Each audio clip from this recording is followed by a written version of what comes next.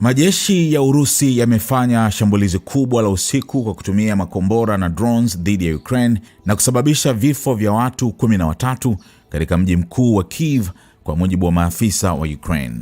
Shambulizi hilo limetokea saa chache baada ya Rais Volodymyr Zelensky kuonya kuwa Urusi ilikuwa ikiandaa shambulizi kubwa. Utawala wa kijeshi wa Kyiv umesema watoto walikuwa miongoni mwa waathirika, huku zaidi ya watu 90 wakiripotiwa kujeruhiwa.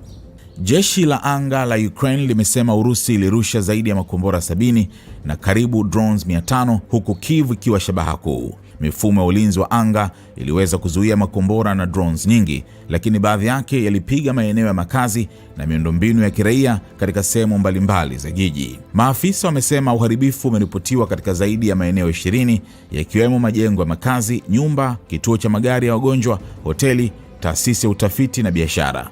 Vikosi vya uokoaji vinaendelea kuondoa vifusi na kutafuta manusura.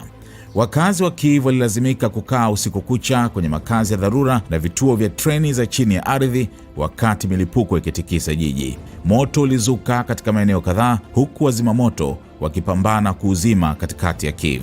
Wizara ya ulinzi ya Urusi imedai kuwa ililenga vituo vya nishati na kijeshi vya Ukraine kama majibu kwa mashambulizi ya hivi karibuni ya Ukraine dhidi ya vituo vya umeme vya Urusi. Zelensky amelaani shambulizi hilo, akisema Urusi imelenga kwa makusudi raia. Amewataka washirika wa Ukraine kutuma mifumo zaidi ya ulinzi wa anga, ikiwemo Patriot, akisema ulinzi wa anga sasa ni kipaumbele cha dharura.